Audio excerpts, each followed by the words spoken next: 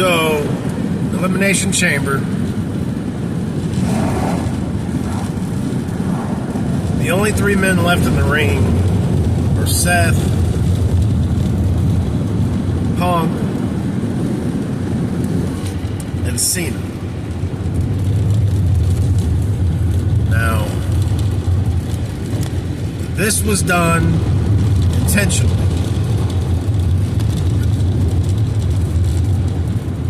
And I firmly believe that things were done during this match to help Cena win Chamber.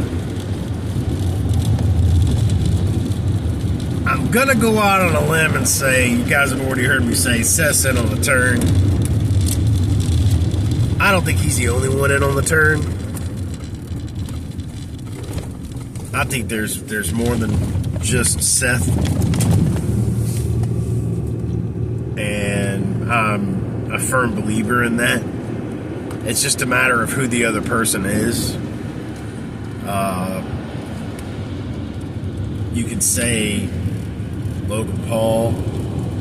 You could say Drew McIntyre, who's been screwed over by WWE time and time and time again.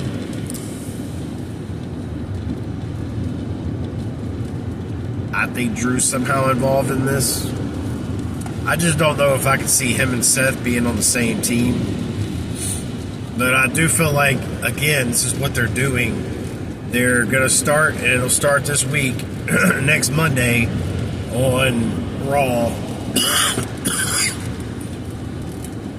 In that steel cage, you're going to see the beginning of this, what I think is going to be a stable.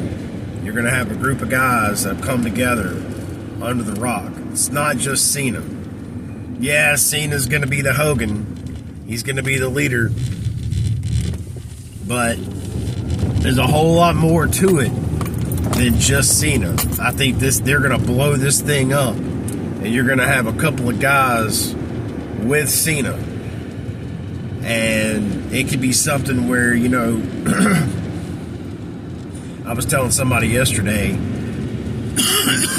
you could literally see them at the end of the year. We haven't heard Cena talk yet, so we don't really know much, and that's a good thing. The longer he goes without talking, the better, in my opinion.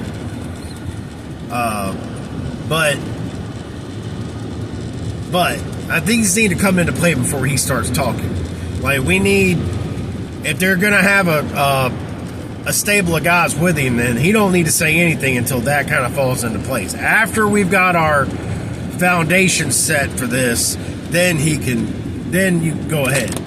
But until then, shut up. Don't say nothing. Just let it all play out. That's what needs to happen. But anyway, I just feel like, I don't know if, I gotta believe Drew's involved in this too. I just don't know if they'll do the Drew and Seth. I don't know. That part of it is kind of sketchy because those two don't like each other either. But they're both kind of from the same cloth, somewhat. Drew is more of a company man, but then again, so is Seth. From what I've heard about them, they're both Vince guys. I don't know. But anyway, I think that people aren't looking at this thing like big picture. And I think this all started in the Chamber match. We started to watch this unfold. If you go back and watch the match again, things happened that opened the door for Cena. All right, it wasn't just curiosity. It wasn't just. It just didn't fall Cena's way, man. This was all set up, and then for Seth to be standing outside of the ring, yelling "Die" at CM Punk, and I know there's hatred there. I know there is, But there's a whole lot more to it than what you're paying attention to. He's literally looking at him going, die, die. You know? So it's a lot going on right there that people just they're not talking about. And it needs to be talked about. Let's talk about it. I'm also an overthinker. So this could turn out to be where I'm just, being me and overthinking the entire thing. But man, how good is it to be able to talk good about wrestling again, man? Because boy, has it been a long time. Almost a year. Here we are. Officially on the road to WrestleMania. And it's exciting. Seth Rollins he's gone. He's done joined The Rock and Cena. Now, who's the other one? Because I do feel like there's another one. Maybe even two other ones. I don't know. But I do feel like there's a stable brewing, and we're going to find out in that cage on Monday night. It's coming. It's definitely coming. I'm looking forward to it. And I will see you guys on the next one. Y'all have a wonderful day.